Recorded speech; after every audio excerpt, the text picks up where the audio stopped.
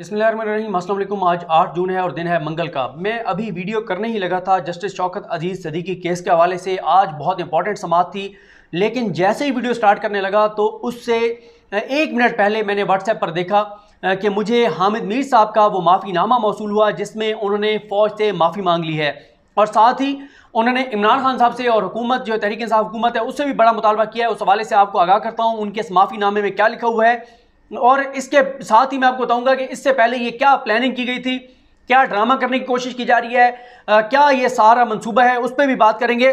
लेकिन पहले हामिद मीर के इस माफ़ीनामे पर बात करते हैं। ये मैं आपको इससे पहले वाली प्रेस रिलीज जब बताऊंगा तो आपको अंदाज़ा होगा कि ये गेम सारी क्या थी। ये एक कमेटी बनाई गई थी, उस कमेटी ने ये प्रेस रिलीज जारी किया है, ये माफ़ीनामा जारी किया है। ये आज का माफ़ीनामा है, ये Rawalpindi Islamabad union of journalist जो है उसके राइटिंग पैड के ऊपर है। आमिर सजाद सैयद साहब जो प्रेसिडेंट हैं, आसिफ अली भट्टी साहब जो जनरल सेक्रेटरी हैं और हनीफ खान साहब जो फाइनेंस सेक्रेटरी हैं, उनके नाम भी इस पर दर्ज हैं। लेकिन नीचे कमेटी के मेंबरान के दस्तखत भी हैं और हामिद मीर के दस्तखत भी मौजूद हैं। इसमें यह लिखा हुआ है, RIUJ और नेशनल प्रेस क्लब कमेटी ने हामिद मीर से 28 मई की तकरीर के हवाले से मुलाकात की। इस हवाले से हामिद मीर ने कमेटी के सामने वजाहत करते हुए कहा कि गुज़िश्ता हफ्ते 28 मई को नेशनल प्रेस क्लब इस्लामाबाद के बाहर PFUJ के मुजाहरे में सहाफ़ियों पर बढ़ते हुए हमलों की मज़म्मत की जा रही थी और अफसोस का इजहार किया जा रहा था कि बशमूल मुझ पर होने वाले हमले के इन हमलों को संजीदगी से नहीं लिया जा रहा। इस मौके पर चंद सहाफ़ियों ने कुछ सख्त तकारीर की। मेरी तकरीर से पैदा होने वाले गलत तासुर का मुझे बखूबी एहसास है और बग़ैर किसी दबाव के अपने ज़मीर, एहसास ज़िम्मेदारी और मुरवजा साफ़ती इक़दार के तहत ये वाज़े करना चाहता हूँ कि मैंने ना अपनी तकरीर में किसी फ़र्द का नाम लिया और ना ही मेरी फ़ौज से कोई लड़ाई है। मैं फ़ौज का बहैसियत इदारा एहतराम करता हूँ।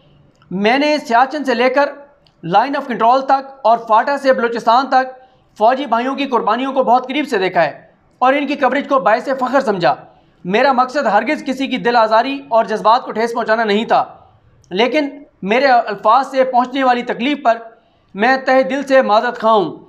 इसके साथ मैं हुकूमत से अपील करता हूँ कि सहाफ़ियों पर हमलों का सिलसिला रुकवाया जाए और इन हमलों के ज़िम्मेदारान को गिरफ़्तार करके उनको कानून के कटहरे में लाया जाए। इस ज़िम्मन में सहाफ़ियों के तहफ़्फ़ुज़ के सिलसिले में पार्लियामेंट में जल्द कानून साजी भी की जाए। कमेटी इस बयान से इत्तफ़ाक़ करती है और तवक्को करती है कि अब यह मामला खुश असलूबी से हल हो जाएगा।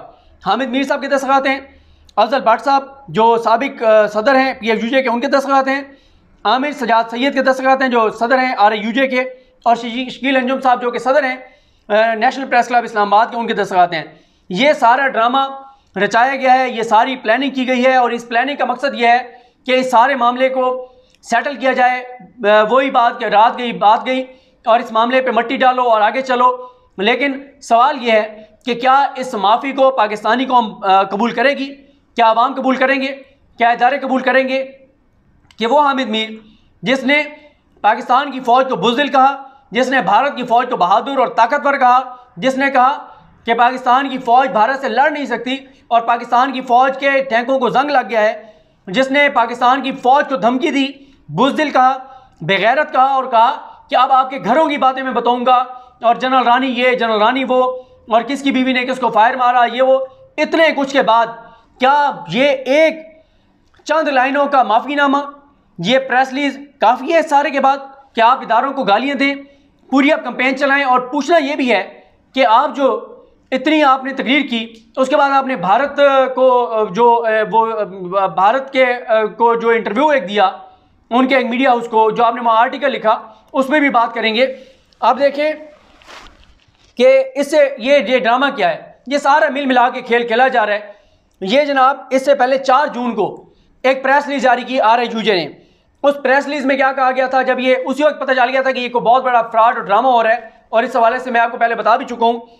उसमें ये कहा गया था कि Rawalpindi Islamabad union of journalist और नेशनल प्रेस क्लब इस्लामाबाद के मुश्तरका इजलास में हामिद मीर की बहाली, सहाफ़ियों पर तशद्दुद, अगवा और इन्हें हिरासत करने के वाक़यात का जायज़ा लेकर इन्हें मंतकी अंजाम तक पहुँचाने के लिए आला सतही कमेटी कायम करने का फैसला किया गया है। सैरकुनी कमेटी के सरबराह PFUJ के साबिक सदर अफजल भट्ट होंगे, जबकि RIUJ के सदर आमिर सजाद सैयद और नेशनल प्रेस क्लब के सदर शकील अंजुम शामिल होंगे। इस सिलसिले में हाल ही में असद तूर के हमले के बाद पैदाशुदा सूरत हाल, जियो के एंकर और सीनियर सहाफ़ी हामिद मीर और आज टीवी की एंकर और सीनियर सहाफ़ी आसमा शराजी के मामले और जुड़वा शहरों के 51 सहाफ़ियों के साथ पेश आने वाले हिरासगी के वाक़यात पर गौर के लिए RAUJ और नेशनल प्रेस क्लब के मुंतखब अहदेदारान का इजलास सदर RAUJ आमिर सजाद सैयद की ज़ेर सदारत हुआ। इजलास में यह फैसला किया गया है कि मुल्क भर के मुख्तलिफ शहरों के थानों में हामिद मीर और दीगर सहाफ़ियों के खिलाफ मुकदमात दर्ज करने के लिए दी गई दरखास्तों और मुख्तलिफ अदालतों में दायर की गई रिट पिटीशन की पैरवी भी RAUJ और नेशनल प्रेस क्लब की एक कमेटी करेगी और जहाँ ज़रूरत महसूस होगी वहाँ PFUJ से मदद हासिल की जाएगी। इजलास में यह भी फैसला किया गया कि हामिद मीर की सोशल मीडिया पर किरदार कुशी मुहिम और लगने वाले इल्ज़ामात का जवाब सहाफ़ियों की नुमाइंदा तंजीमें शाइस्त अंदाज में देंगी ताकि गालम गलोच और बेजा इल्ज़ाम तराशी के कल्चर की हौसला शिकनी की जा सके। इलाहाबादी हामिद मीर समेत RAUJ और नेशनल प्रेस क्लब के किसी भी मेंबर की तहरीर और तकरीर पर अगर किसी से ने कोई संजीदा सवाल उठाया तो इसका जवाब आला सतही कमेटी देगी। इजलास में उम्मीद जाहिर की गई कि हामिद मीर भी अपने केस के सिलसिले में सोशल मीडिया और दीगर फोरम्स पर किसी को भी एतराज़ और तनकीद का जवाब देने की बजाय नुमाइंदा सहाफ़ती तंजीमों के फैसले का एहतराम करेंगे। इजलास में शरीक अहदेदारान ने कायदीन के फैसले को सराहा और मुकम्मल ताउन की यकीन दहानी कराई। इजलास में PFUJ के साबिक सदर Afzal Bhatt, general secretary RAUJ Tariq Ali Virk, national press club के सदर शकील अंजुम, सेक्रेटरी जो है नेशनल प्रेस क्लब के अनवर रज़ा और secretary finance Sagheer Chaudhary, RAUJ के साबिक सदर मुबारक ज़ैब के अलावा प्रेस क्लब और RAUJ के दीगर मुंतखब अहदेदारान ने शिरकत की। और ये तारिक अली विर्क साहब ने जो जनरल सेक्रेटरी RAUJ के, उन्होंने 4 जून के ये प्रेस रिलीज जो है वो जारी की थी। अब 4 जून को ये प्रेस रिलीज जारी होती है और आज हामिद मीर जो हैं उनका ये माफ़ीनामा सामने आता है जिसमें वो माफ़ी मांग रहे हैं कि उन्होंने अगर उनके अल्फाज से किसी की दिल आज़ारी हुई है तो उनसे वो माफ़ी मांगते हैं, यानी फ़ौज से वो माफ़ी मांगते हैं। लेकिन मैंने जिस तरह अर्ज़ की कि क्या ये सिर्फ चंद लाइनों की प्रेस रिलीज काफ़ी है? इस दौरान जो इन्होंने एक माहौल बनाया पाकिस्तान और पाकिस्तान के इदारों के ख़िलाफ़, जो इन्होंने तकरीर की, जो इन्होंने ट्वीट्स की, जो इंटरनेशनल इदारों को इन्होंने टैग किया और इस इन्होंने अब बड़े आराम से कह दिया कि मैं माफ़ी मांगता हूँ। मतलब आप पहले इतने बड़े बड़े आप बयानात दे रहे थे, आप इतने बड़े बड़े आप जो है वो आप इतने बड़े बड़े इल्ज़ामात लगा रहे थे, आप पाकिस्तान की फ़ौज को बुज़दिल कह रहे थे, आप पाकिस्तान की फ़ौज को बेगैरत कह रहे थे और आप आराम से बैठ के और एक कमेटी के सामने आप माफ़ी मांग लेंगे और आपको माफ़ कर दिया जाएगा। इदारे पता नहीं माफ़ करते हैं नहीं करते, ये तो उनका मामला है, लेकिन पाकिस्तानी कौम मेरा नहीं ख्याल कि इस मामले को इतनी आसानी से जाने देगी। पाकिस्तानी कौम का ये मुतालबा था, पाकिस्तानी कौम का ये मुतालबा है। आप भी अपनी राय से ज़रूर मुझे आगाह कीजिएगा, लेकिन मैं ये समझता हूँ हामिद मीर को गिरफ्तार होना चाहिए क्योंकि अब वो खुद कह रहे हैं कि उन्होंने गलत किया है और वो कह रहे हैं कि वहाँ पे जज्बाती तकरीरें हो रही थी। और भाई जिनकी जज्बाती तकरीरें हो रही थी, चाहे वो आसमा शराजी साहब हैं, चाहे वो मुनीज़ जहांगीर है, उनके खिलाफ भी कार्रवाई होनी चाहिए। जिसने बगैर सबूत के अभी हमला हुआ सतूर पे, कोई पता नहीं है क्या मामला था, कौन था करने वाला, आपने ISA पर इल्ज़ाम लगा दिया, आपने ISA पर इल्ज़ाम लगा के पूरे इंटरनेशनली उनके खिलाफ मुहिम चला दी। आपने फ़ौज के हवाले से कह रहे हैं कि फ़ौज में कहते हैं कि हम इसराइल को तस्लीम करना चाहते हैं, लेकिन मीडिया ने बगावत कर दिया फ़ौज से।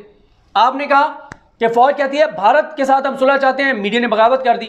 एक तरफ आप ये कहते हैं कि मीडिया के ऊपर आप एक लफ्ज़ नहीं बोल सकते फ़ौज की मर्ज़ी के बगैर, और फिर आपने दूसरी तरफ आप कहते हैं कि मीडिया ने फ़ौज से बगावत कर दी और मीडिया ने कहा कि जी फ़ौज जो है